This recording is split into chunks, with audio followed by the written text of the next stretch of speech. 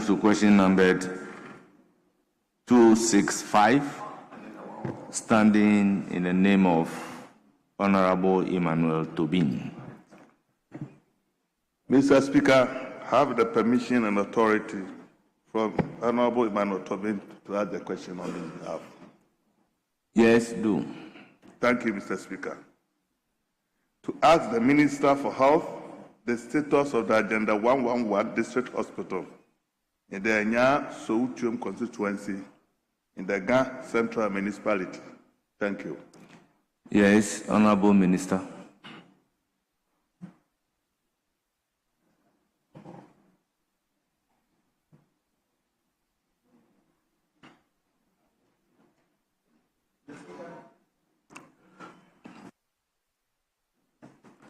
Mr. Speaker, I'm grateful to the Honourable Member for Anyaso Otuom for the question on the current status of Agenda 111 District Hospitals project in the Anyaso Otuom constituency within the Ga Central Municipality. Mr. Speaker, with respect to the completion arrangements, the Ministry of Finance, by correspondence dated 13th February 2025, formally notified the Ministry of Health to incorporate the Agenda 111 project into its budget proposal for 2025 and beyond. And the ministry has accordingly captured the Agenda 111 program in its 2025 budget. Further to this, following handover directive from the presidency, the ministry has taken charge of the Agenda 111 project. Following the handover, the ministry engaged the management from AESL to undertake a special audit assignment, and the report has been submitted. In due course, the ministry will finalize a strategic implementation plan for Agenda 111 and engage the Ministry of Finance for the necessary guidance and support towards dedicated budgetary allocation. The ministry will also explore complementary financing options, including support from private partners who may be interested in assisting to complete these important projects. Mr. Speaker, the ministry remains committed to working closely with all stakeholders to ensure the timely and successful delivery of district hospitals for the people of Anyaso Otuom and the wider Ga Central Municipality. Thank you, Mr. Speaker. Any supplementary question? Mr. Speaker, thank you. I rest my case. Honourable members, question time is ended. On your behalf, I sincerely thank the Minister responsible for health for attending upon the House to respond to scheduled questions. Once again, thank you for coming. You are accordingly discharged.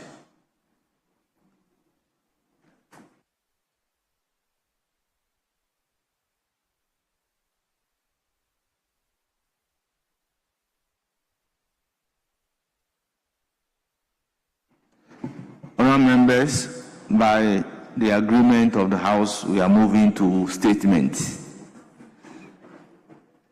The first statement is by the Young Parliamentarians Forum. You have the floor.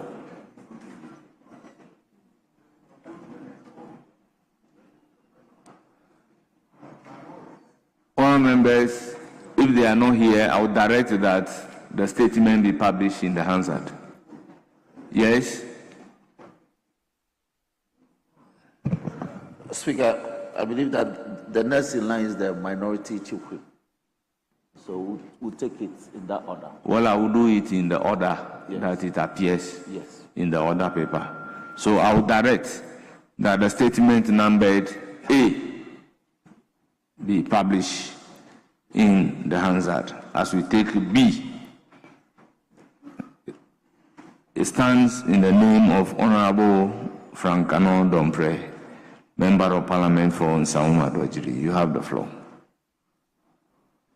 Thank you, Speaker. Speaker, I rise to speak on a call for legislation on ECOSED in Ghana. Speaker, I rise today with a profound sense of urgency. and responsibility to speak on a matter that transcends partisan politics, economic growth, and short-term development agenda.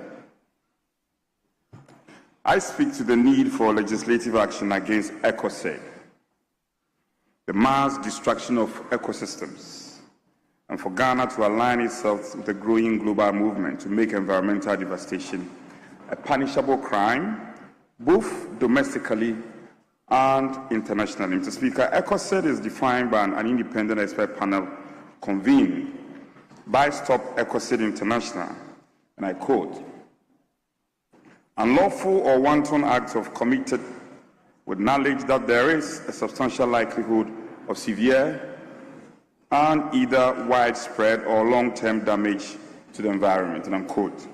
This is not abstract rhetoric.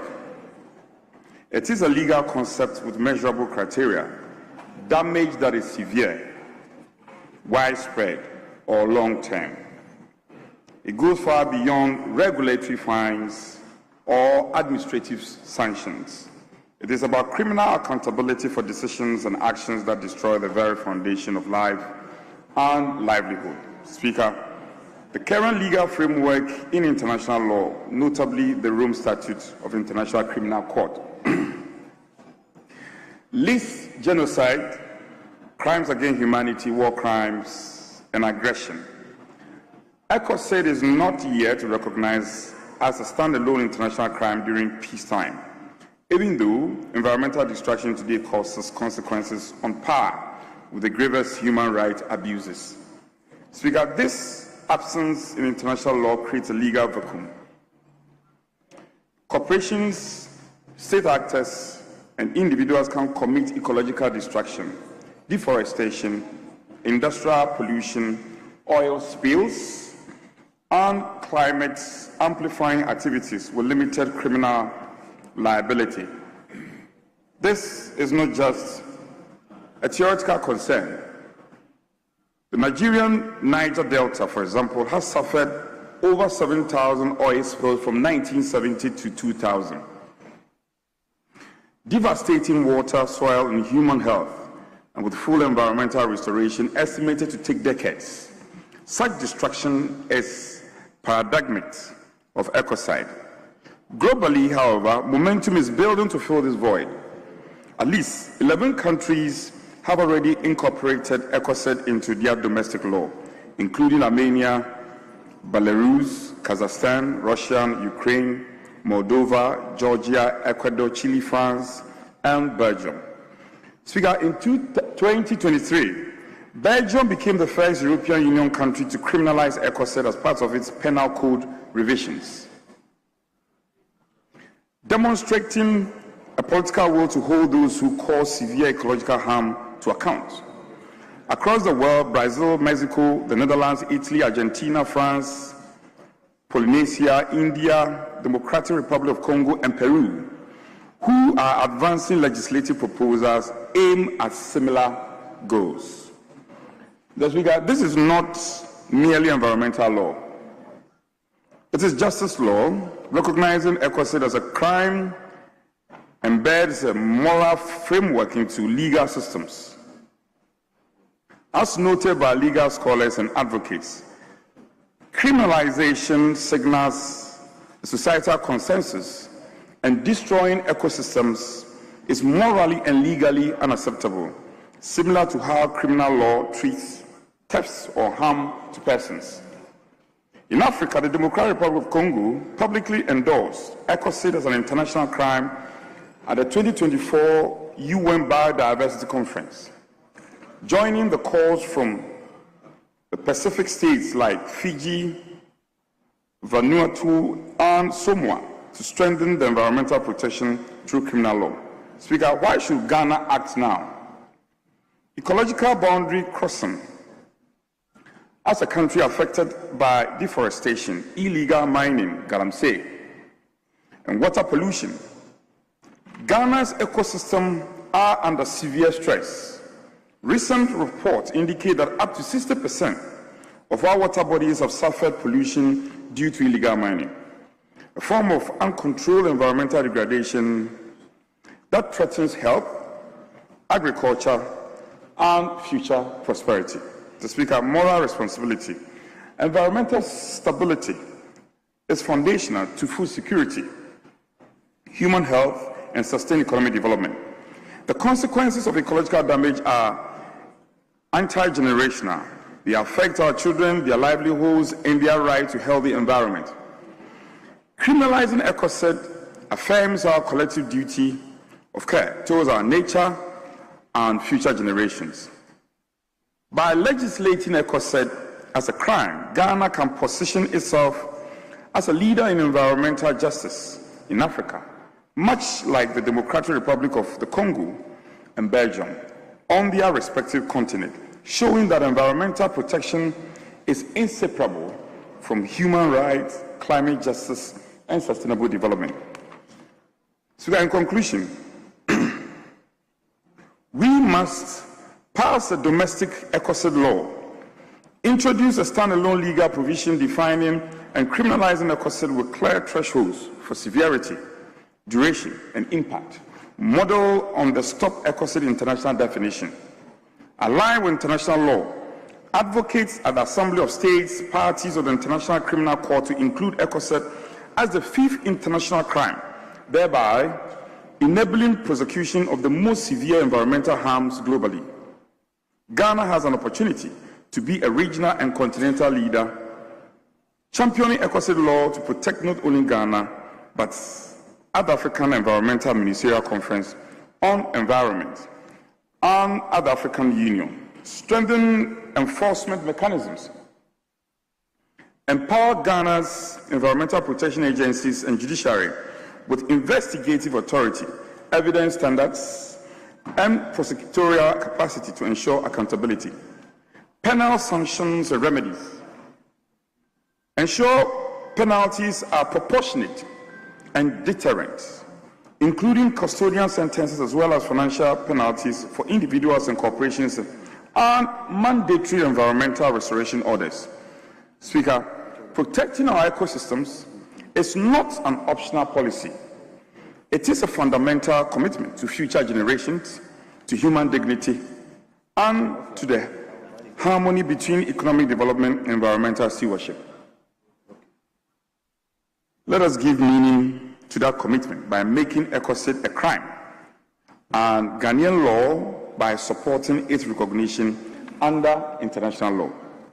I recommend the government in proposing the creation of a national crime of ECOSED as part of the proposal made by the Constitutional Review Committee, from electoral democracy to developmental democracy, and urge a swift progression in the creation of national ECOSED legislation to protect our economy now and into the future. Speaker, I thank you and I'm grateful. Thank you. Honourable members, any guidance to the number of comments that we will take on each statement? We have about 12 statements for today.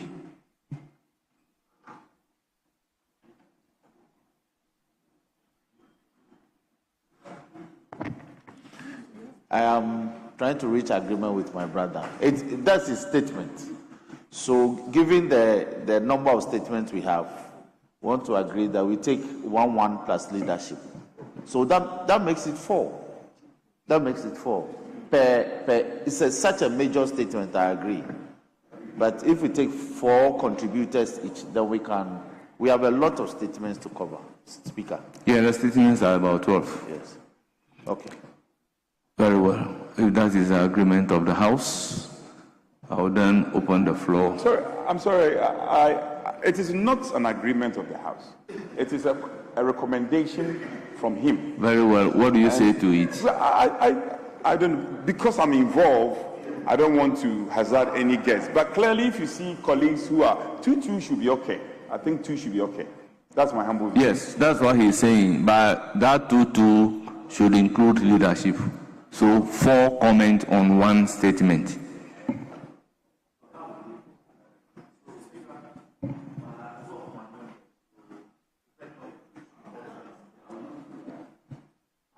Yes, in order of seniority, I'll give the floor to Honorable Charles Agbebe.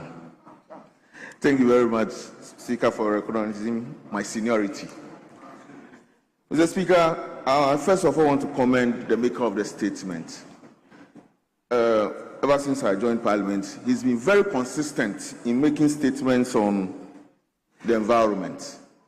In fact, he's been consistent, he's been persistent and passionate about statements on environment. Ecocide is definitely a crime. By its own definition, mass destruction of the ecosystem. Unfortunately, only 11 countries have passed a domestic law on ecocide. And in Africa, only one. That's Democratic Republic of Congo.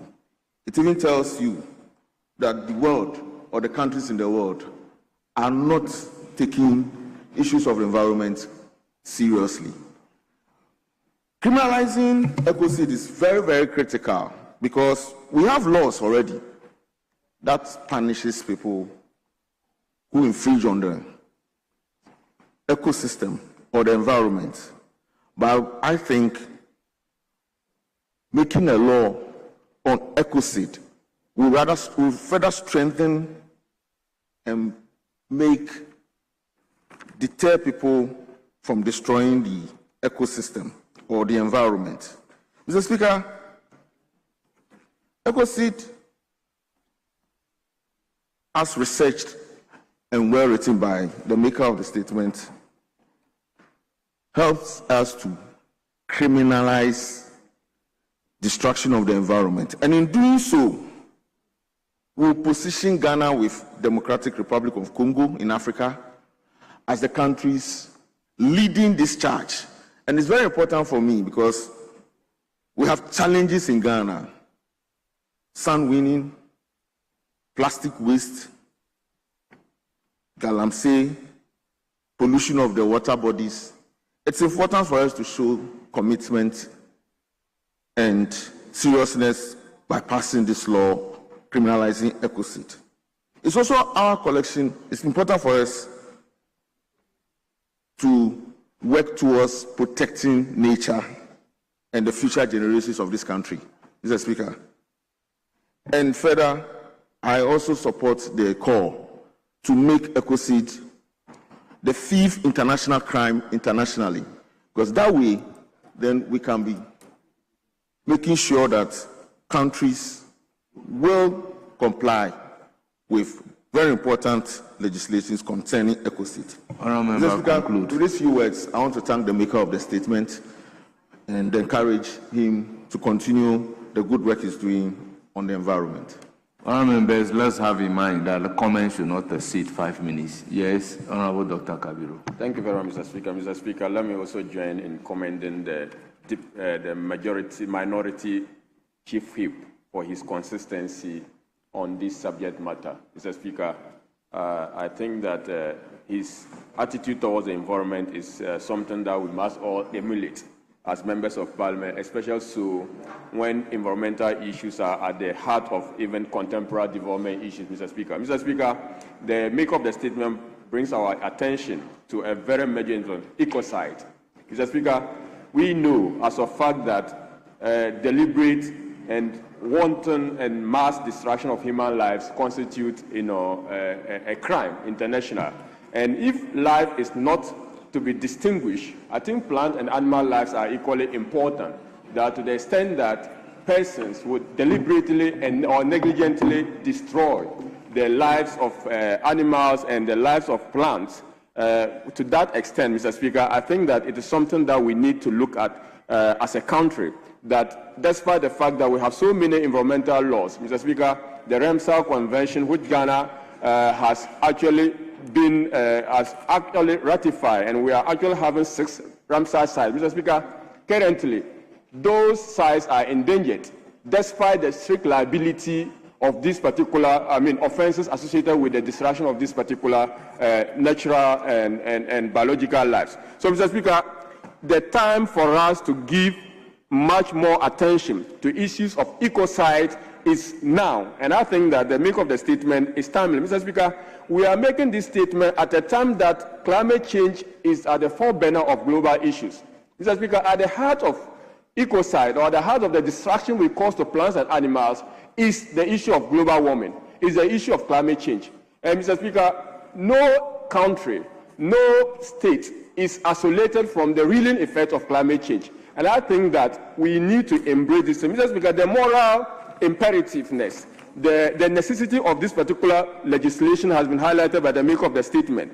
And I want to add to the fact that flooding is much more common in our jurisdiction because of issues of destruction to plant and animal lives.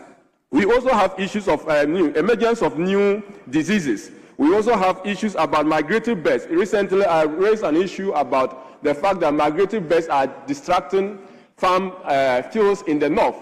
Mr. Speaker, all these are attendant effects of climate change and then destruction to plants and animal life. So, Mr. Speaker, I want to join the maker of the statement to call on the state, Ghana, and this parliament to, put at the heart of our deliberation and at the heart of our legislation issues about environment and the need to protect the environment, especially criminalizing issues of destruction or negligent or deliberate destruction of plants and animal life. Thank you very much, Mr. Speaker, for the opportunity.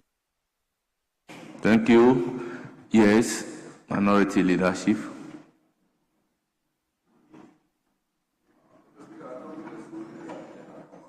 It has come to leadership. 1-1. Very well, Mr. Speaker, I thank you for this opportunity. Mr. Speaker, let me, most importantly, eulogize the maker of the statement against the backdrop that he has been more than persistent in dealing with issues of the environment. In fact, this morning I've had personally to engage him to further, as it were, recommend to him to do a PhD in environmental law, because he's been very well versed on environmental matters. And that is why it is critical for him to go beyond what he has today. Mr. Speaker, he brings to the fore ecocide. And that tells you that, in fact, it talks about the killing of the natural environment. That is the literal definition or meaning. Mr. Speaker, the natural environment is on the large scale of destruction. The massive destruction of our environment needs each and everyone's attention. Mr. Speaker, and the kind of destruction emanates from human activities, one of which is galamsey, illegal mining. Mr. Speaker, I read a piece recently about how the Bui Dam is at the verge of destruction because of illegal mining. And Mr. Speaker, I've been more worried at the fact that people who hitherto were prosecutors and persecutors of galamsey have all gone quiet, when the situation has actually even gone beyond the prevalence level as it then was. Mr. Speaker, another which is critical, and in fact it's pari passu, it's side by side, it's deforestation. Because anybody who has to go into illegal mining will end up felling trees. And when the trees are all removed, the system, the ecosystem, the ecology, the green belt becomes very devastated. In environments that we would have said to ourselves that, oh, Accra is busy, it's hot, and I want to drive out of Accra and go somewhere and have some quiet realization. Mr. Speaker, you're unable to do so. Why? Because all the trees are being pulled down just because we want to make money to the neglect of very essential commodities that no human being can ever manufacture, which is air. Mr. Speaker, today, when we are talking about pollution, our lifestyles, almost everybody is drinking bottled water or plastic water. Mr. Speaker, people go and all they afford is sachet water, plastic or bottled water. Mr. Speaker, when they are done drinking, the indiscriminate disposal of this is creating wanton filth and squalor. And Mr. Speaker, if care is not taken, you can check. In my constituency, for instance, anytime it rains, there is a problem. Why? Because the drains are choked, all manner of desilting and whatever has not supported this, has not brought any solution to these problems. People are building in waterways and nobody is able to do anything. The powers that be, respectfully, have even gone to sleep because either they are beneficiaries or they are associates. Mr. Speaker, this statement is really critical because in these modern times, in recent times when one was in the US, they could not even tell the inches of snow that was going to come up. When it started snowing, people just could not tell that, oh, we were going to have 22 inches of snow. And all as a result of the way we handle ourselves, our human activities, how we are damaging the ecosystem. And in Ghana, the major one, Mr. Speaker, which I'm very sure that you bear with me on that and you agree with me, is Galamsey. Mr. Speaker, let the powers that be take serious look at it. Like my honorable chief whip, the hardworking chief whip said, there is the critical need for us to look at making laws to ensure that our environment and enforcing the laws. Because, Mr. Speaker, most of the laws are there. We have either refused to execute those or, in fact, ensure that those laws work, or people are beneficiaries of these laws and therefore they have gone to sleep. And we are suffering. We should think about the generation.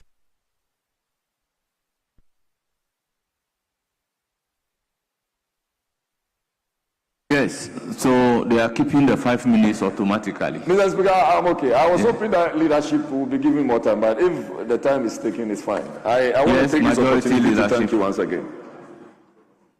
Speaker, may I yield to Dr. Winsome Manaba? Yes, Doc, you have 5 minutes. Thank you, Mr. Speaker, for allowing me to comment on this very important statement ably made by the Chief Whip of the minority side. I think I will join everybody to at least commend him for his consistency when it comes to environment. Yes, ecocide is detrimental to us.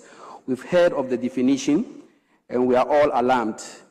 It is to protect current generation and future generations. If you want to listen to what other commentators, other members commented about it, we're all speaking about how we are depleting the forest, which is far away. We are talking about contaminating of our water bodies, which is dangerous to our health. And as a health worker, I have looked around our big cities, and I've seen that besides complaining about the forest being depleted and waters being contaminated, within our own environment that we have created to live ourselves in our big cities, we are actually practicing ecocide. We have laws in our district assemblies to prevent that from taking place. But we are failing to implement laws that will prevent us from being extinct, from being polluted, and developing diseases that would harm us and lead us to extinction. I want to talk about the work of the assemblies and in the EPA and ensuring that our cities are not turned into what we call methane production industries. If you watch Ghana, all our big cities, we are gradually practicing ecocide. Rubber bags being thrown everywhere. You go to the field site where they dump rubbish, and it is stacked with rubbish. Even in farms, you go and rubbish are everywhere. Polythene is everywhere, preventing the ground to re-exchange gases. We are emitting more methane in our big cities simply because we are not implementing environmental laws. We are not executing what we are supposed to do to prevent this from happening. So I would say that there are low-hanging fruits, not only the forest being depleted, not only the waters being contaminated, but the cities themselves, where we have wetlands. We have encroached on all the wetlands. The few forest reserves we have inside the cities to provide oxygen and pure air for us to breathe. We are cutting the trees down and building mansions, encroaching on them. The wetlands where we are supposed to have different species to live harmoniously with us. We are destroying all the wetlands, and now what we see in our big cities in Ghana now is the production of methane, which is very detrimental to our health, simply because no one is punishing the other. The laws are not working. So even if we sign up to this law, just like Singapore is doing, you can't chew a gum, you can't hold a rubber bag. Just like Rwanda is doing, you can't have a polythene bag in Rwanda, simply because they know the devastating effect of throwing garbage everywhere. If we want to implement it in Ghana, it will be a problem. This is where I think the low-hanging fruits must be handled first. Then we can polish up this international fever that is going around now in 11 countries, that ecocide should be a crime to humanity, and that it should be punishable by law, by international laws. If this is actually realized, and the whole world accept that ecocide is punishable by law, I think even wars in the world will change the methods of fighting our wars. We see today, oil refineries are being blown out, which is causing chemicals all around the world. We've seen how water plants in countries like Iran, like in Israel, are being blown up, which is destroying ecosystems. I really support the call by the leader that we should make ecocide a crime against humanity, so that wars fought around the world, no one will attempt to blast an oil refinery, because today, Iran and Israel, they are suffering the consequences. I'm not only talking for Ghana. We have to be patriotic and we have to be human beings, because that alone is causing fumes across, and people will start developing diseases as a result of those chemical reactions that are taking place. To this end, I commend the maker of the statement and call for Ghana to also consider ecocide as a law for us to establish to prevent the destruction of the small ecosystem that we have. Thank you very much, Mr. Speaker. That's the end of comment to that statement ably made by the minority chief whip. We now move to statement numbered C, standing in the name of Honorable Dr. Abednego Lamajin Bandim. You have the floor. Thank you, Right Honorable Speaker, for giving me the opportunity to make this statement on data protection. Right Honorable Speaker, I thank you for the privilege to deliver this vital statement in commemoration of Data Protection Week, which was last week, of which, Mr. Speaker, yourself, you were invited to partake, and the second Deputy Speaker ably represented you and made statement on your behalf. Mr. Speaker, this is a pivotal occasion. It is indicated, or it is dedicated to elevating national awareness, advancing fundamental policy rights, the rigorously strengthening institutional compliance in an era where digital information drives sovereign governance and economic development. Our responsibility is clear. Safeguarding the personal data our citizens has never been more urgent. The House is the ultimate embodiment of democratic accountability. We recognize that the trust reposed in us by the Ghanaian citizens extends beyond legislation and oversight. It demands the absolute uncompromising protection of their digital identity. In furtherance of this mandate, the Data Protection Commission, alongside the Ghana Association of Privacy Professionals, has adopted a compelling theme, which is your data, your identity, building trust in Ghana's digital future. This will anchor a comprehensive month-long series of national celebrations.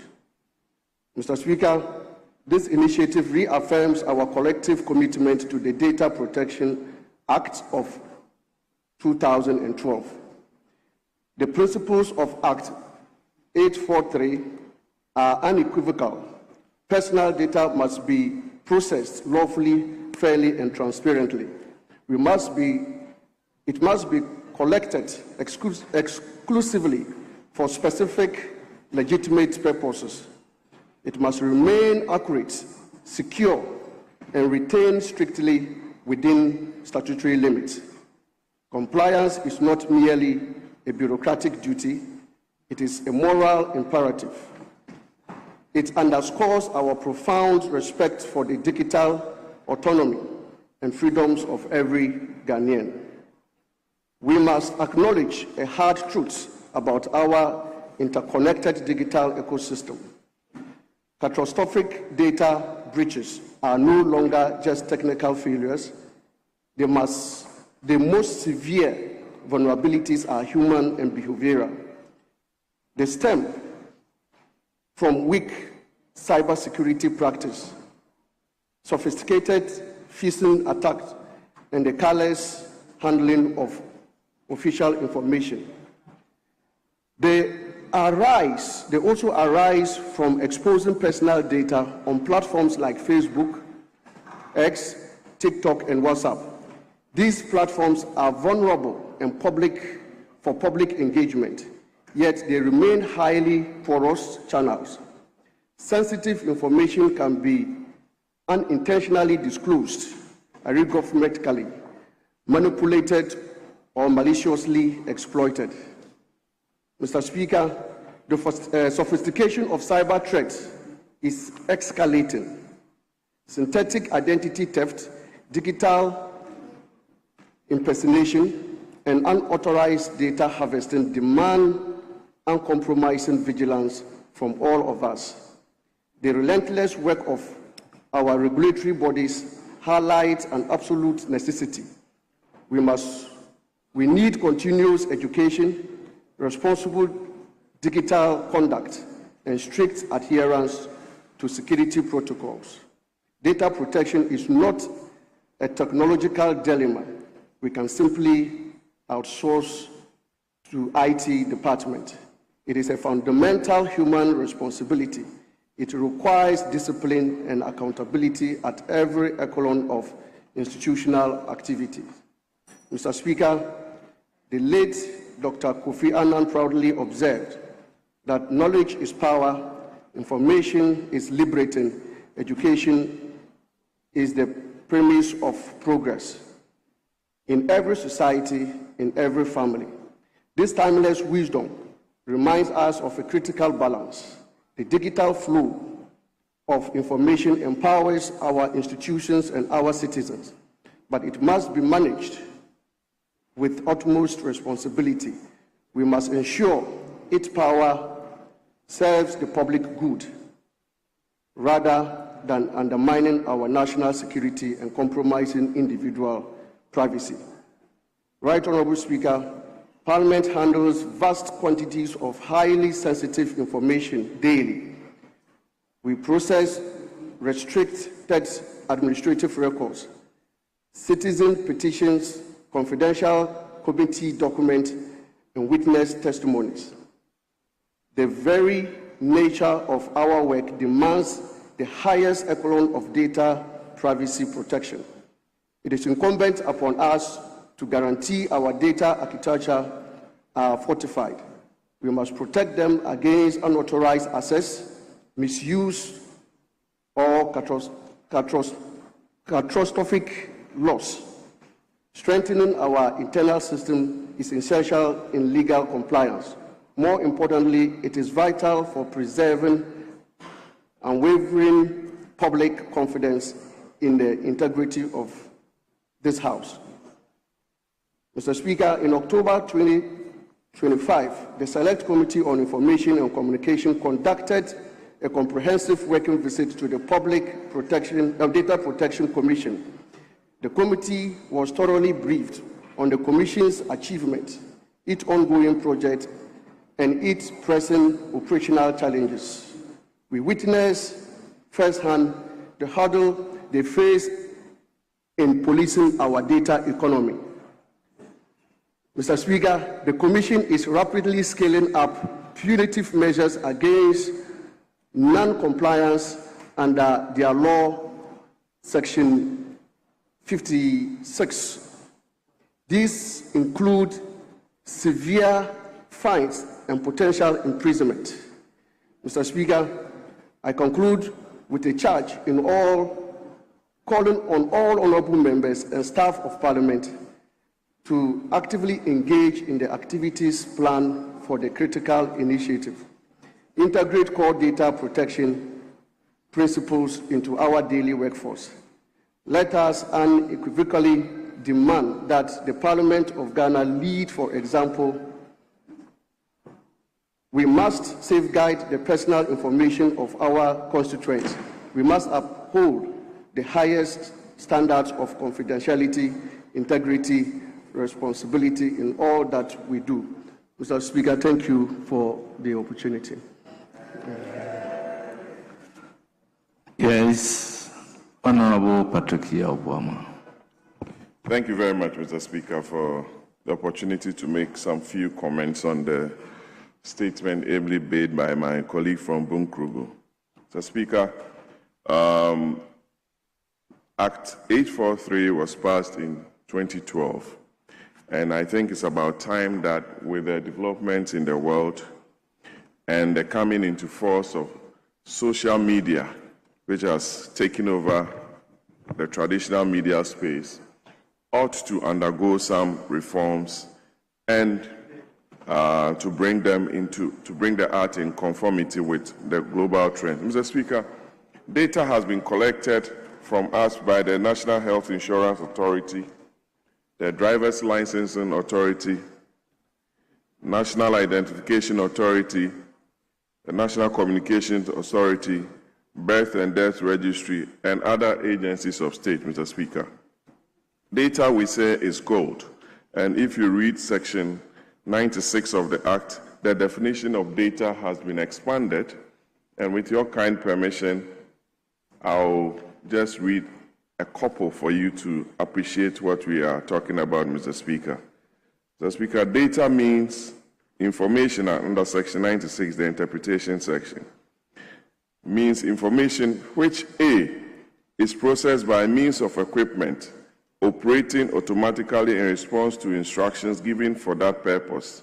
B, is recorded with the intention that it should be processed by means of such equipment, and so on and so forth. Mr. Speaker, there are sanctions regimes attached to the Act, which also enjoins the Minister of Communication to come to the House with some regulations to see to the implementation of this Act. Mr. Speaker, anyone who violates the use of someone's data or without going through the right processes is required to pay about 60,000 Ghana cedis or face a sentence of no less than 10 years or both. Mr. Speaker, there are legislations and laws that governs data protection.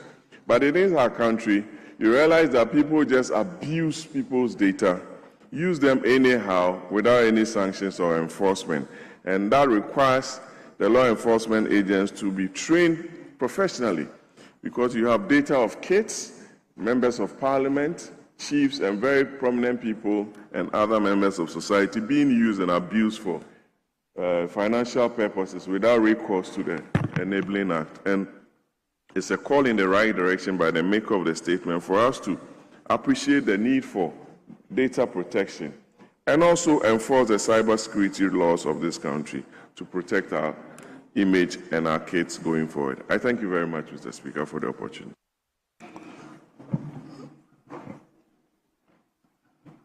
Yes, Honorable Professor.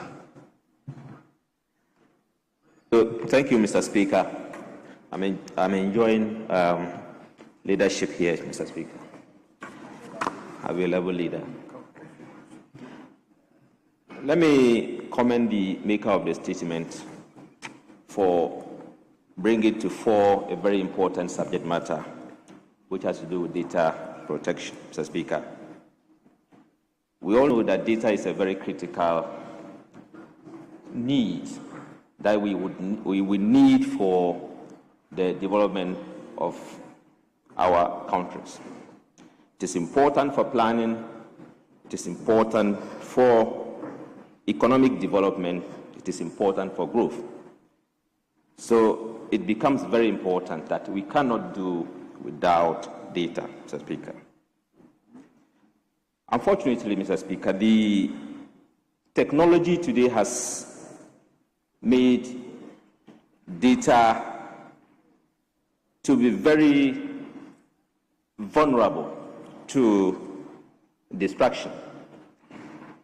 A lot of people now can infiltrate, because of technology, into people's data. And so you and I, Mr. Speaker, remain naked because of the technology you have today. And if we don't take steps to ensure that we protect data, no one is safe. If you watch the war that is happening in the Middle East, you would see that it is because of the data countries have of other countries. That is why they are able to target them, set and target 2,000 miles away. You sit in your room, somebody can target because of your data. The fellow has been able to infiltrate and track you. So it is important that we pay attention to that of the data, Mr. Speaker. In this country, a lot of people don't have understanding of how it works. And so for that matter, you see people just giving themselves out and making it difficult, making it easier for people to go through their data. And so in recent times, you'd find people just going about, you find people, their very bad side of their bodies being leaked in the social media. It's because of the fact that they don't understand how it works, Mr. Speaker. So I think that we need to do a lot of sensitization. Days like this, it is important we take advantage and sensitize people to understand how data works today. So that when you are holding your phone, you know how to manage your data. Even those who are supposed to gather the data, collect the data, they know what they are supposed to be doing. Because if you are put to gather data, Mr. Speaker, you are supposed to ensure that you uphold to truthfulness. You are supposed to ensure that you uphold to confidentiality. You are supposed to ensure that you kind of protect the identity of the data you are collecting. So people don't know this. So if we take steps to ensure that we sensitize the public on days like this, for people to understand the need to protect data, I think that will be helpful, Mr. Speaker. Just to wrap up, Mr. Speaker, the laws that we have in this country has adequately addressed that of data protection. We have enough laws. Some of them have been mentioned by my senior colleague over there. He has enumerated a number of laws. But how to enforce this is the problem. So I want to strongly recommend that those who are responsible in enforcing that, we deal with people who are found to be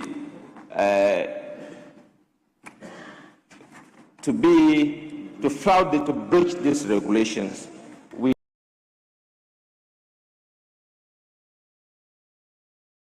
We ensure that they are properly handled, and I'm sure it will serve as a deterrent to those who probably have the intention of going to that. With these few words, Mr. Speaker, I thank you for the opportunity.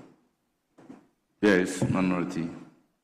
Speaker, I will yield to Honorable Dr. Kabiru. Yes, Dr. Kabiru, you have the floor. 5 minutes. Thank you very much, Mr. Speaker. Mr. Speaker, I will want to commend the chairman of my committee for that statement. And also, let me add that, Mr. Speaker, we participated in the Data Protection Conference, and the presentation and discussion brought to the fore and the need for Honorable Patrick Boama has alluded to. It was one of the cardinal outcomes of that particular conference, the need for us to review, re-examine the current legislative framework guiding the protection of data. Mr. Speaker, but since 2012, and following the enactment of the Data Protection Act, Parliament has been consistent in every single legislation we pass in this particular act, this particular house, we reflect adequately the need for data protection.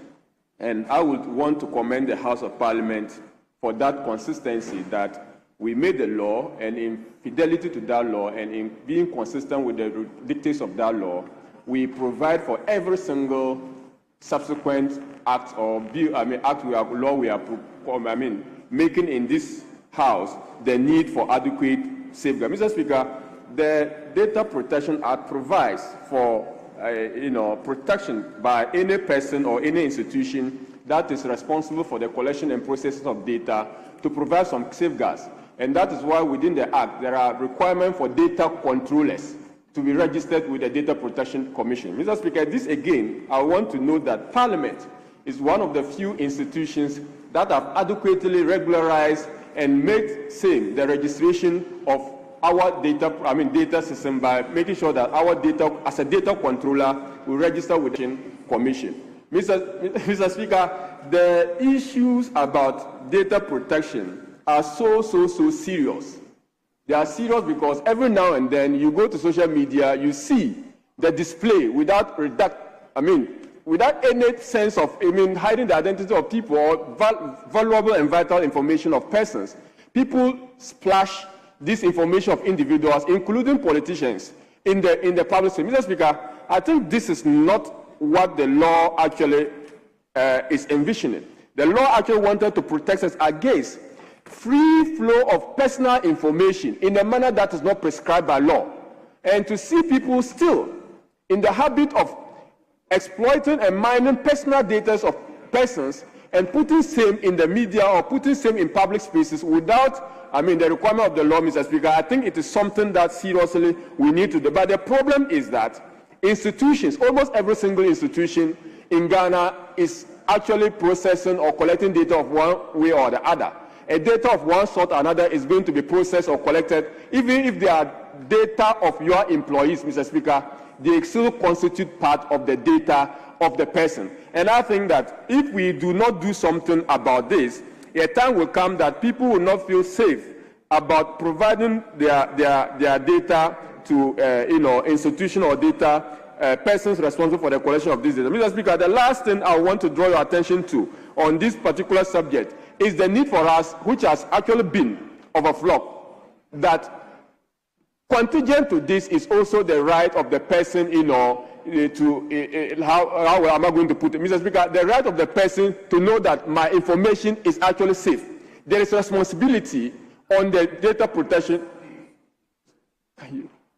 Mr. Speaker, on these people, I want to thank you very much for the opportunity. Honourable members, we have come to an end of that vital statement on data protection. Indulge me to acknowledge the presence of Dr. Arnold Kavapro. He is the Acting Executive Director of Data Protection Agency. We have Abigail Yeboah, Head of Administration, Daniel Amano, HR Ajay Labi,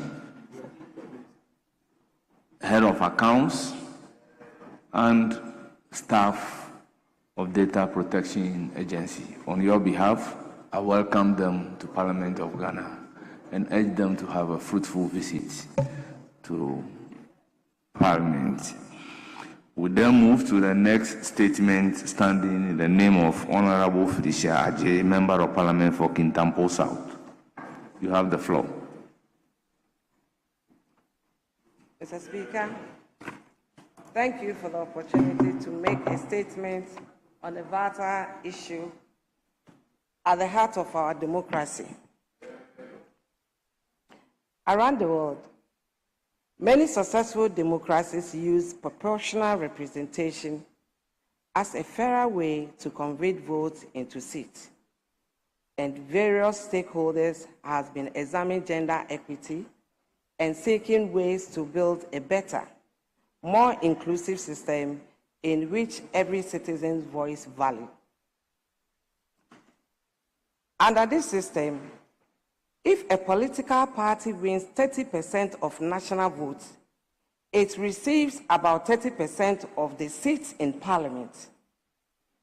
This ensures that every vote counts and that even smaller parties and minority groups are represented. Countries such as South Africa, Namibia, Rwanda, and Senegal have adopted proportional representation to strengthen democracy and inclusion. Mr. Speaker, proportional representation fosters gender inclusion.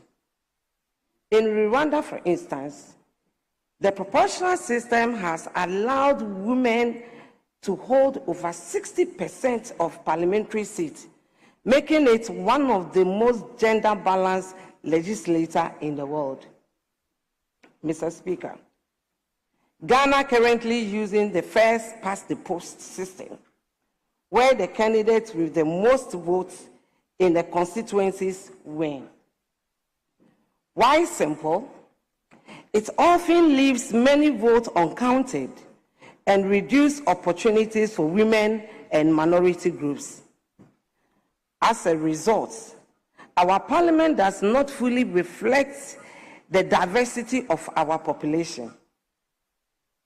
Mr. Speaker, the Affirmative Action Gender Equity Act 2024 at 1121 was a bold step towards encouraging women participation. However, laws alone cannot achieve equity if the electoral system does not support inclusion. One proven approach is the use of gender balance, or the zebra list, which required parties to alternate between the male and female candidates when seats are allocated. This guarantees fairness by design, not by chance. Mr. Speaker, Ghana could adopt a hybrid model, such as those in Germany and New Zealand, where some members are elected from constituencies and others from parties less based on the population of the national votes. This preserves a local representation while enhancing fairness and inclusivity. Mr. Speaker, gender equity is both justice and good governance. The Affirmative Action Act has laid a strong foundation. Proportional representation with gender-balanced lists could build upon it to create a truly inclusive and representative parliament. Thank you, Mr. Speaker, for the opportunity. Honourable members, that's a statement ably made by Honourable Felicia J. on gender equity in governance. The floor is now open for comment.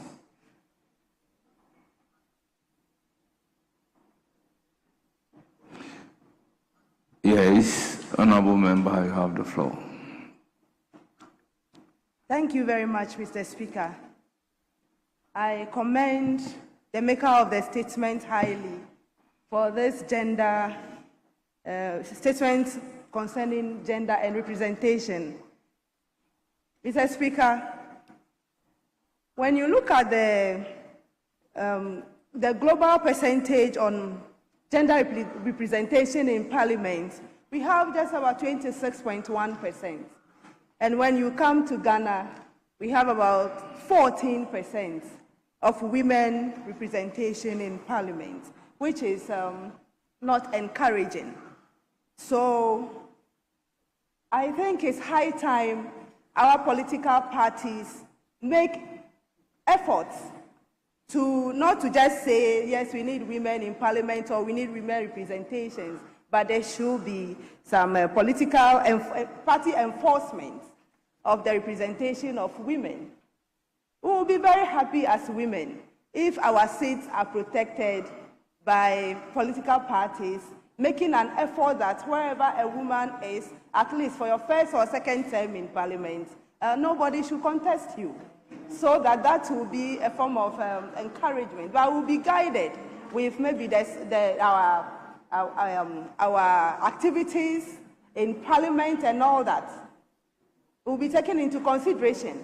By so doing, more women will be encouraged to work harder in Parliament because they know that if you don't perform well, maybe you will not be given that opportunity of nobody contesting you. I think that will encourage a lot of women to take up to be more courageous and also have the confidence to contest.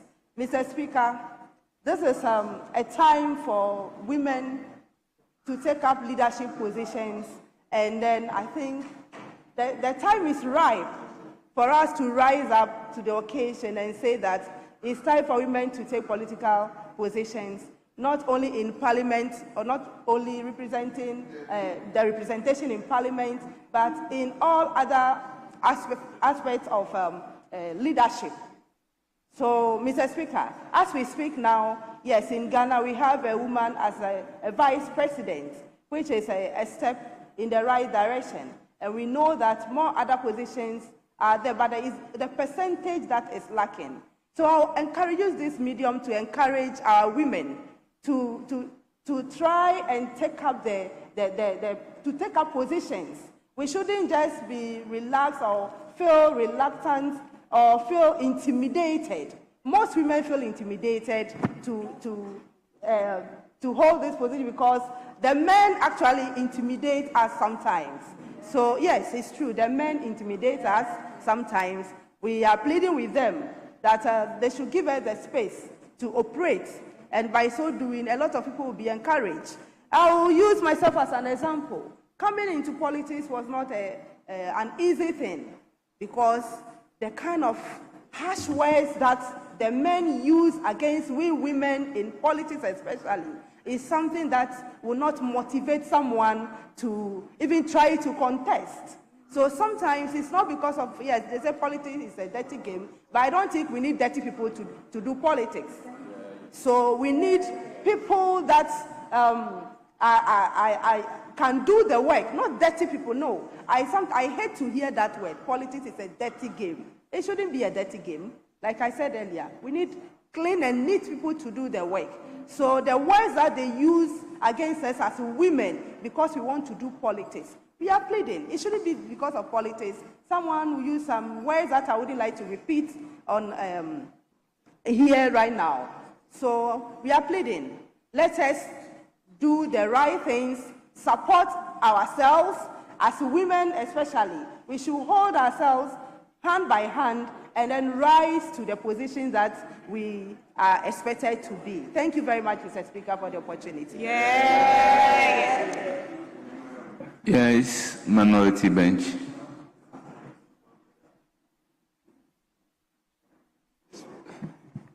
Speaker, thank you very much for this opportunity, and let me commend highly the maker of this statement.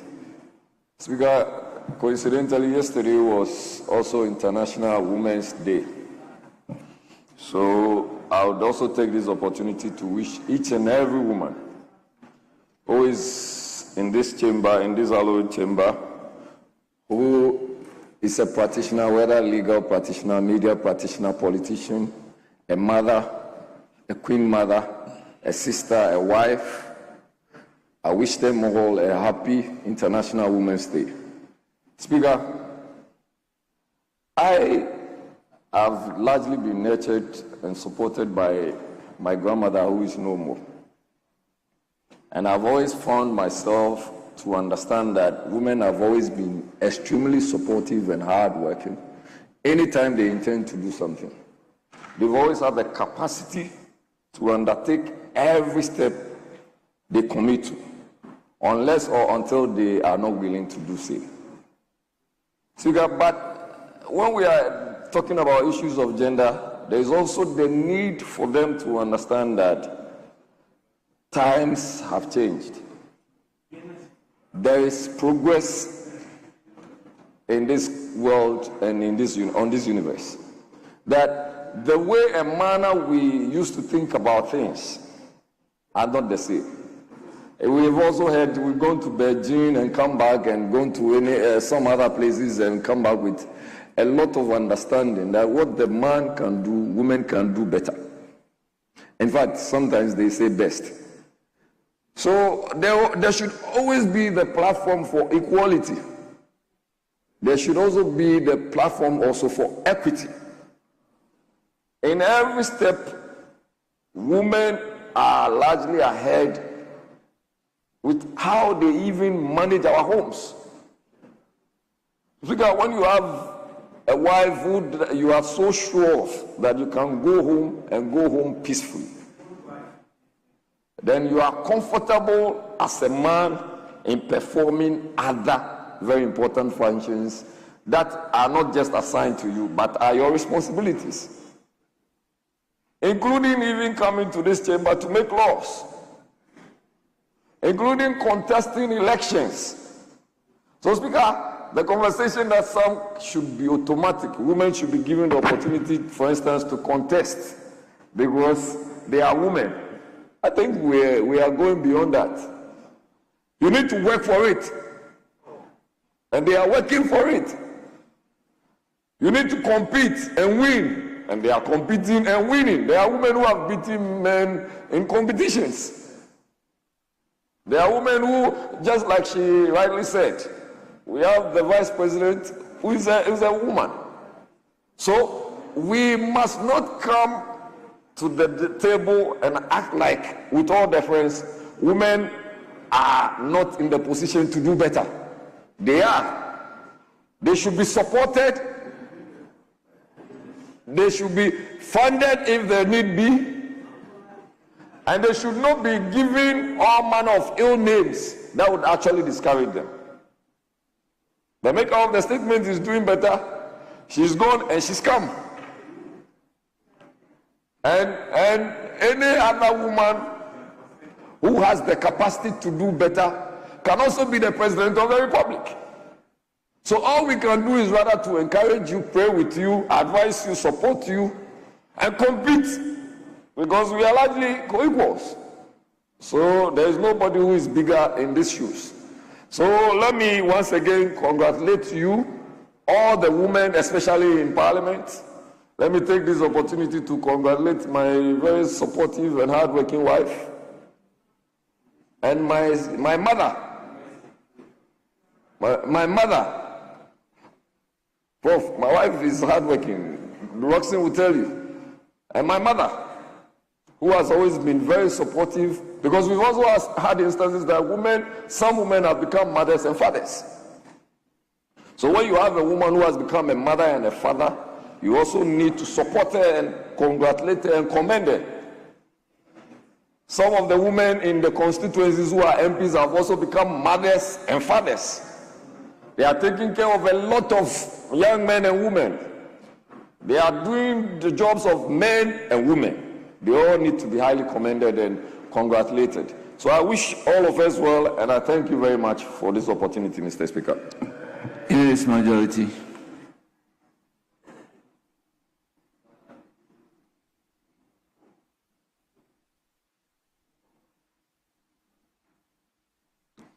You are yielding to who? Yes, Honorable Bid Azidi. You have Thank the floor. you very much. Right, Honorable Speaker. Except that you should delete the A from my name. My name still remains Zidane. And let me commend my colleague, Honorable Felicia Ajay, for bringing up this matter. The truth of the matter is that, Mr. Speaker, I have been an advocate of women empowerment and the promotion of gender equity in governance. And I have been so more than a decade. And the battle has been on. Some progress has been achieved through the affirmative action law, but that is still not enough. Because in terms of legislative participation, the Affirmative Action Act does not adequately address it. And I think that we still have a huge gap. And that's why even in this chamber, you see the gender, the women, there are very few in this chamber. I think that the best, of course, we have used other ways to address this inequality. But I think that in terms of our electoral system, the only way we can address this problem is to adopt the proportional representation. And that is what Rwanda has done. And they have been able to achieve a percentage of over 60% in terms of female representation. And they have done so using a combination of systems. They have used the proportional representation system, and that proportional representation system, every political party is allowed to fill its females, and then you are allocated the seats on the basis of the votes that you receive. So it is much easier for women to get included in the list of parliamentarians at the end of the general election. For instance, Mr. Speaker, in the Upper West region, since we started this exercise in 1992, we have had the opportunity to have only one woman parliamentarian, and it is always the men. Indeed, I'm aware of a lot of women who would do well in parliament, and yet, because of the system that we are applying, first past the post, they are unable to come to parliament. Mr. Speaker, if you go outside the educational system, in the past, we had very few girls in school. And we came up with a system which said that we should support the girl child. Mr. Speaker, today, if you go to all our educational institutions, virtually the girls are more than the boys. Virtually the girls are more than the boys because of the system that we have adopted. So we have to change our system, which will be fairer. This electoral system that we have is not fair to the women. And so we have to change the electoral system. And I think that that is by the legislation. If we do so, then we can accommodate more women in our legislative practice. And I think that the time is now.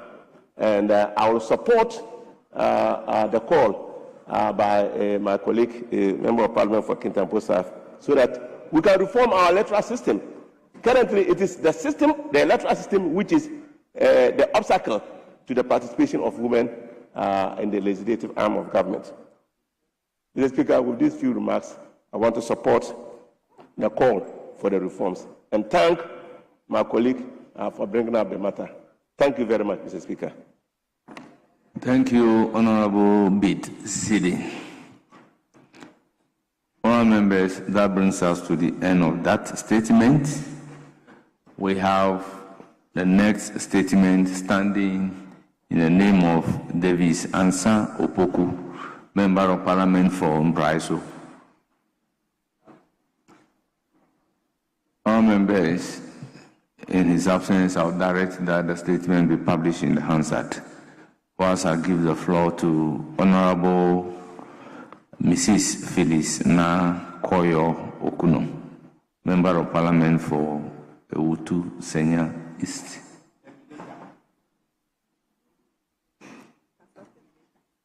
Thank you, Mr. Speaker, for this opportunity. Honourable Speaker, distinguished members of Parliament, fellow Ghanaians, I rise today on behalf of the people of Ewutu Senya East Constituency, Katswa, particularly its mothers and children, to draw this August House's urgent attention to a public health milestone that has the potential to transform destinies of our nation. Mr. Speaker, Ghana stands at the forefront of one of the most remarkable public health achievements of the early 21st century, the drastic reduction in child mortality through the introduction of a new malaria vaccines, a breakthrough many of our constituents believed they would never live to see. Mr. Speaker, in countries like Ghana, these new vaccines have contributed to an extraordinary decline in child death. Official figures reveal those deaths among children below 5 plummeted by nearly 86% as at 2 years ago from 2018, a testament to the power of preventive immunization against one of the oldest scourges of our continent. Mr. Speaker, this is not abstract data. These are lives saved. The laughter of children now walking to school, the relief of parents' faces, knowing a healthy tomorrow is possible. The economic benefit of our families, not grieving the death of an innocent child, is real. This is a real progress. Mr. Speaker and honorable members, this progress, however, is under threat. Despite these gains, international support, particularly from major donors, is being scaled back. Funding cuts to critical global health alliance that supports malaria vaccinations, including reductions in contributions to Gavi, the Vaccine Alliance, could result in thousands of preventable child deaths under 5 and pregnant women in countries like Ghana, who depend on the support. Mr. Speaker, in the face of unwavering international support, I submit these two critical calls to action. 1, increasing domestic financing for malaria vaccinations program to reduce our dependence on volatile external fundings. And 2, to strengthen vaccines logistics and cold chain systems, especially in rural and hard-to-reach communities, so no child is left behind because of geography. Mr. Speaker, distinguished members, today we honor the courage of Ghanaian mothers who bring their children to clinics, the dedication of our nurses and health workers, and the vision of global health partners. But we cannot stand complacent while the foundation of this progress wobble. Mr. Speaker, let us be a parliament that ensures the gains against malaria did not slip away. Let us be known as leaders who delivered healthy security for Ghana's children. Let our actions be the legacy Ghana's parents and their children can look back on with pride. I thank you, Mr. Speaker, and I thank all the honorable members for the audience. Thank you for the opportunity to speak. May God bless our motherland, Ghana. Thank you. Yes.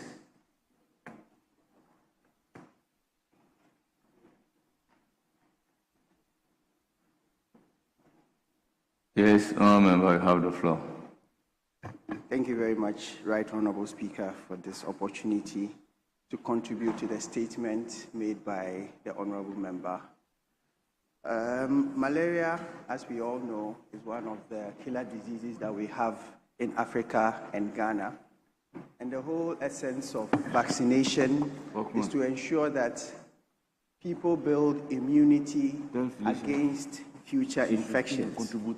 Right Honorable Speaker, Ghana is gradually shifting from malaria control to malaria elimination. And the aim is to reduce deaths by malaria by 90% and also reduce its case incidence by about 50%. And this Ghana is doing through what we call the National Malaria Strategic Elimination Program between 2024 and 2028. Key strategies that are used here include enhanced surveillance, the widespread use of insecticide-treated mosquito nets, indoor residual spraying, larval source management, and then the seasonal malaria chemoprevention.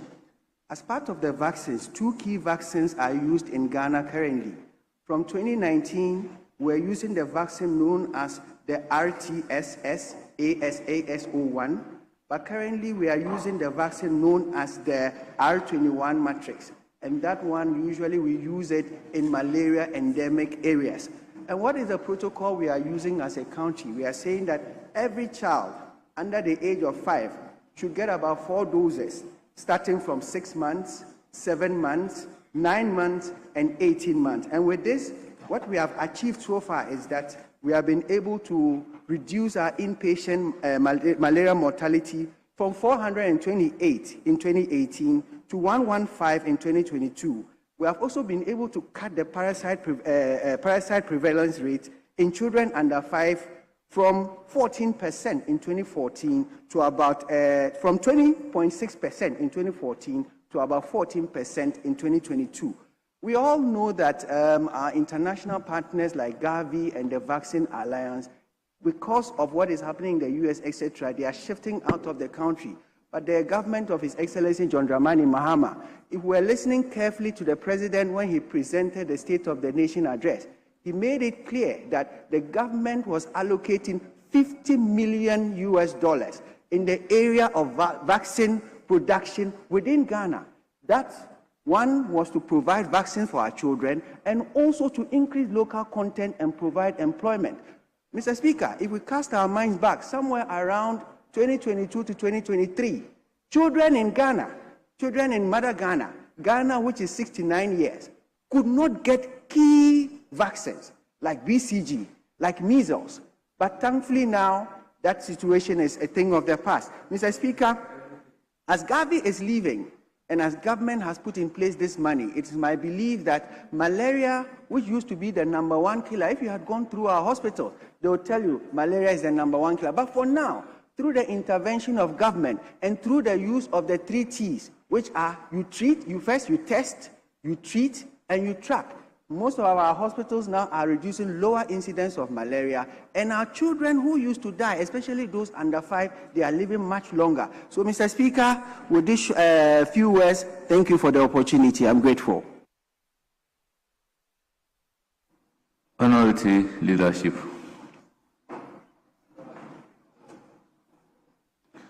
Yes, Majority Leadership. Speaker, let me commend the member for bringing this matter to national attention. Speaker,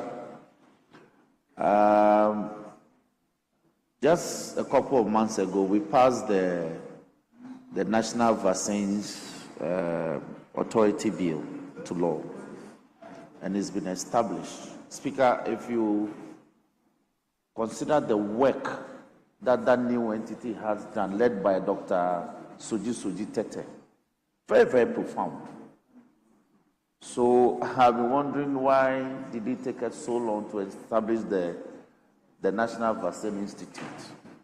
But yes, I'm saying that it took us so long to do it. And being such a young entity, they are doing big things.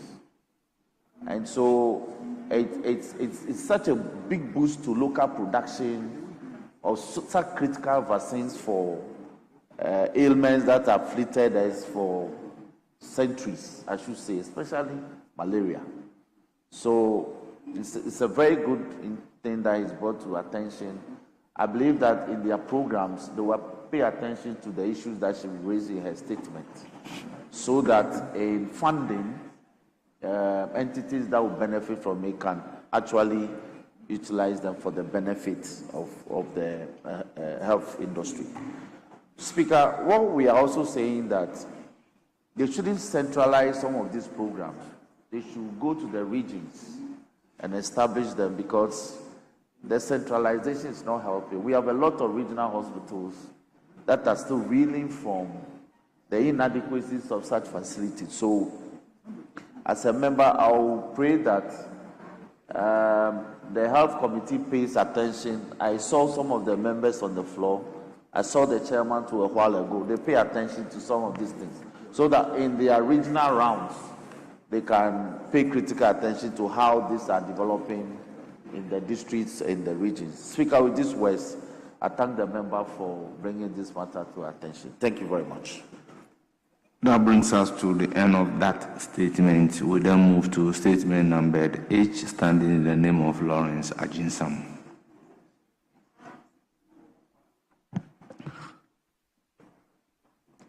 Mr. Speaker, I rise to make a statement on the importance of connecting entrepreneurs in the micro, small, and medium-sized enterprises landscape in Ghana.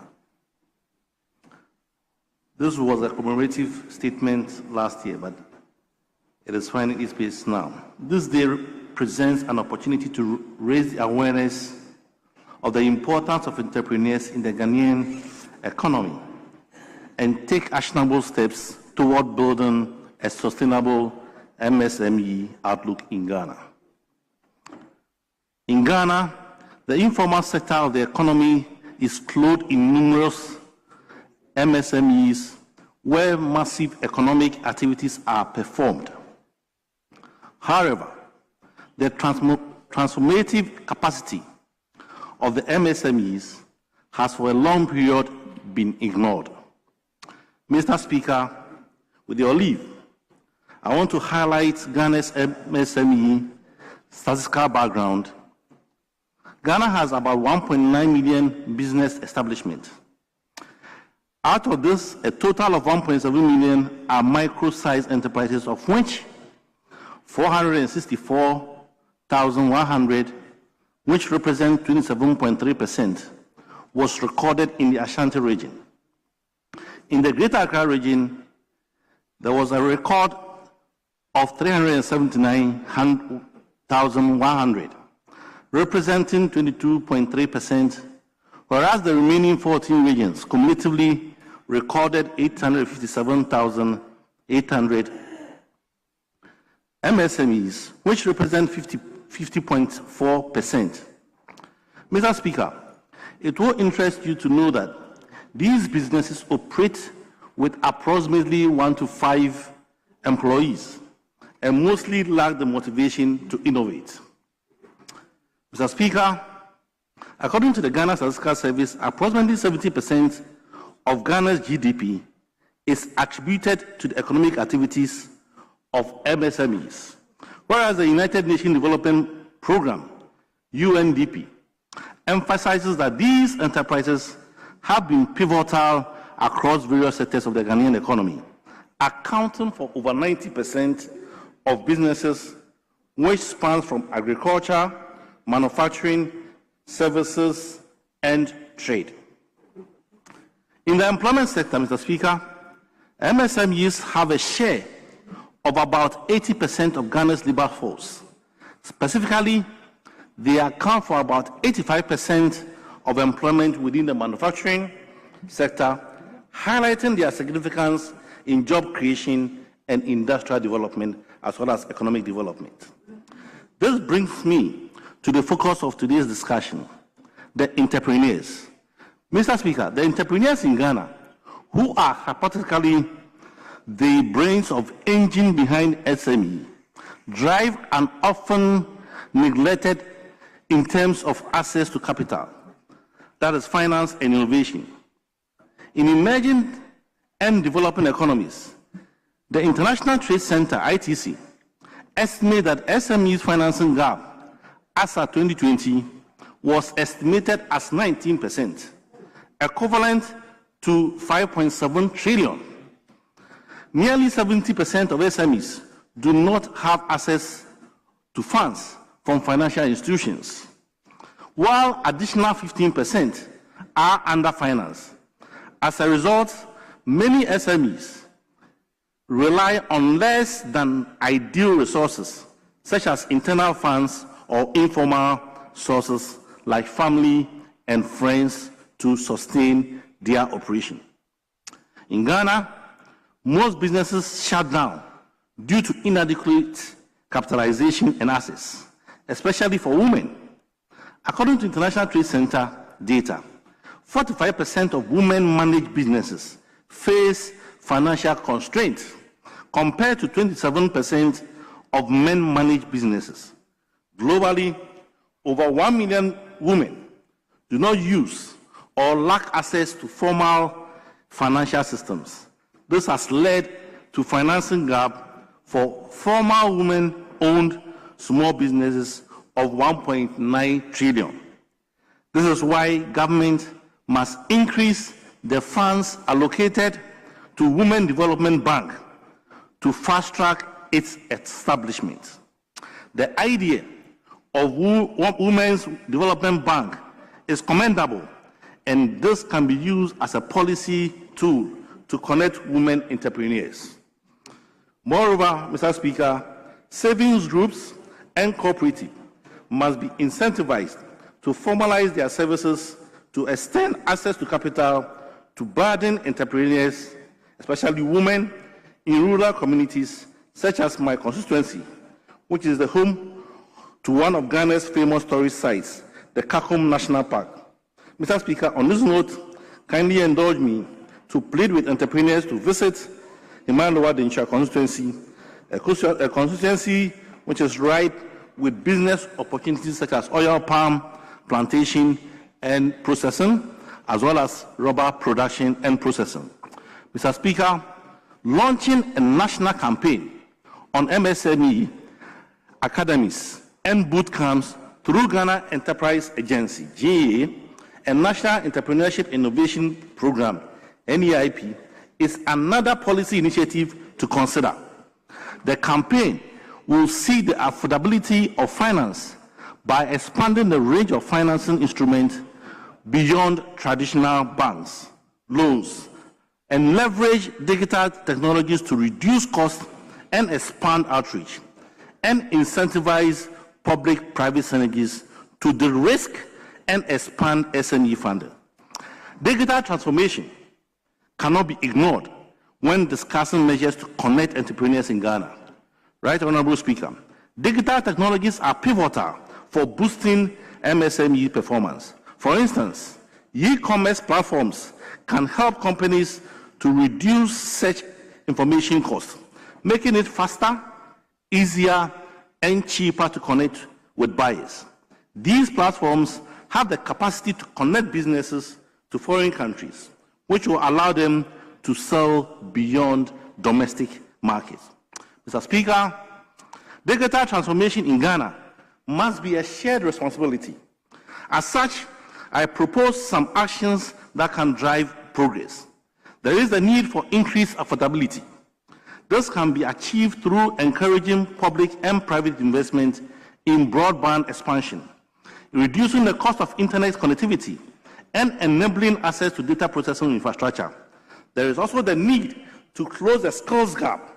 This can be done by integrating digital skills in education and training through establishing more STEM schools, which the previous administration had already started, and foster digital talent mobility. In concluding, Mr. Speaker, Ghana can become the entrepreneurial hub of Africa when Ghanaian entrepreneurs and businesses are given the right support by bringing them together on a common pedestal where innovation, productivity, and healthy competition is the trademark. Thank you, Mr. Speaker, for the opportunity to speak to these issues. Thank you. Honourable members, that's the statement.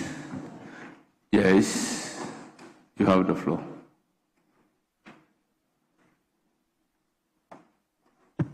Thank you, Mr. Speaker.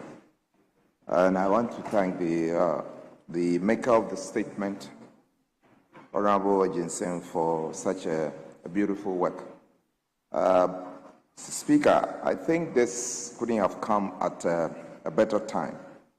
And we had a celebration of the Ghanaian entrepreneur, how they matter or why they matter. I think that the importance of the entrepreneur in the micro SME sector cannot be overemphasized. And without repeating some of the things that my colleague has already enumerated for us, it is important for us to remember that these set of people, they drive 80% of employment. The match talk about unemployment situation. These are the people who drive over 80% of it, and also 70% of GDP. And they cover a wide range of economic activities, from baking to food making to selling of cosmetics, etc., etc. And these people, entrepreneurs who operate in the micro SME sector, they adapt very fast to local needs. You go to a funeral and all the major economic activities you see around are controlled by these people. Call it selling of funeral paraphernalia or food or any other thing that will make people feel good at such functions. Now, these people also turn informal trade into registered businesses. So they form actually the starting point of our businesses in Ghana. And this, for me, is the importance why these people must be celebrated. Now, 4 things which actually also was espoused by the maker of the statement, which I risk to emphasize, is that the easier and cheaper financing, for me, is the most important thing that will make this sector grow. And how this can be carried out to the doorstep of the entrepreneur is what we need to actually emphasize as a nation. And I was happy to hear from the statement that the issue of Women's Development Bank, which has been so well established in all the documents that have been placed before Parliament, as coming from the ruling government as one of the things that will be done to boost the micro SME sector, would come into being. What we also need to remember is actually sharpening of the practical skills of these people. It's so important as a way of boosting the sector. I must also add that how we make regulation or how we make formalizing of this informal sector possible and better, or how we make it easier for them to formalize their informal trade. It's so important. So I wish to thank the maker of the statement that such brilliant ideas have been exposed on the floor of Parliament at such a time that we are actually preparing to take off as a nation as far as business is concerned. Thank you very much, Mr. Speaker. Indulge me to take 2 minutes suspension.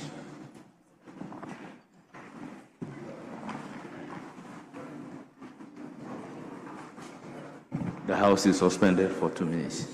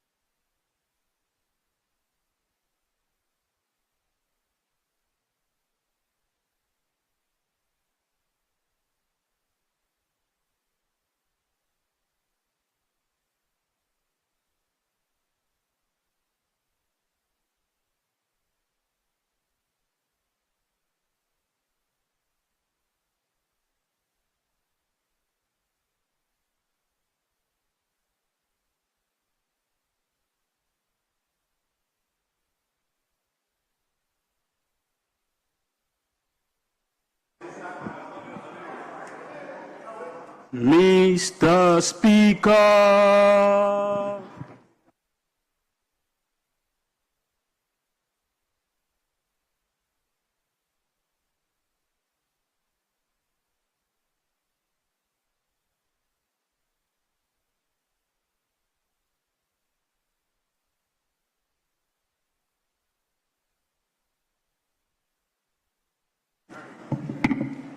Yes, continuation of the comment. Yes, Honorable Stephen Amwa. Thank you, Mr. Speaker, for this prestigious opportunity. First, I would like to commend my honorable member who actually presented this very important statement. Mr. Speaker, when it comes to SMEs issues in Ghana, I think it is time we give it the needed attention as a country and priority in terms of our state policies, especially when we're trying to find a long-term solution to dealing with the consolidation of our fiscal space. I'm saying this because, as stated here, SMEs plays very important role in our ecosystem as a country. However, there are so many challenges confronting SMEs actors in our country today, contributing to the sinusoidal performance of our economy and our inability to be fully independent as a sovereignty. There are two main extracts in the statement that, Mr. Speaker, I would like to concentrate on. One, capitalization, and two, consolidating the various SMEs dimensions in our country. Mr. Speaker, it looks as if we are not leveraging our advantage and opportunity as a country. I'm saying this because there seems to be a very big gap between the opportunities according or opportunities that we accord large-scale corporate bodies and these SMEs in our country. And if we can realize this and do something about it as a country, it will go a long way to help us attain the long-term economic growth and stability that have been so much challenging to us as a country. Mr. Speaker, SMEs in Ghana, when it comes to the cost of even borrowing, it is not comparable to most of their colleagues within the West Africa sovereignty. Some of them, the rate is beyond 45% and some 50%. And even access to them is a problem. Inadequate funds on our market, simply because of the risk factors that we actually find them always kind of position themselves with. So, Mr. Speaker, if we can connect them as the maker of this statement is concerned, first, as a country, we need to accord SMEs the needed opportunity to, one, have adequate funds, two, to have funds that come with less cost that can be competitive enough. Mr. Speaker, some of these things do not even attract investors. They seem to be getting closer to our neighboring countries because of some of these opportunities. Two, actors of even this very segment of our socio-economic framework, most of them are not experienced. So even sometimes when you give them funds, the money goes bad. They can't even pay back because they don't even have people who have the requisite know-how. And Mr. Speaker, don't let us forget the fact that one of the key functions of performance is ability. So you can even give them the funds without the appropriate orientation and training. The monies given to them will go bad. And the sustainability of SMEs in our country can never be realized. Two, or three, Mr. Speaker, even within government-owned sector, whether government A or B, we've come to realize that we have a lot of, I would say, institutions or bodies positioning themselves in a way to capitalize these SMEs. I think there are too many. We found out with the previous government, and we are still finding that with this government. Can we sit down and try to consolidate the effort of these state-owned institutions that are capitalizing these SMEs? Even Maslow can be made like GCB in Ghana, but solely for the SMEs, and it has to be properly run. EOs cannot be appointed. Honourable member, your time is up. That's why the microphone went off. Yes. Yes. Minority leadership.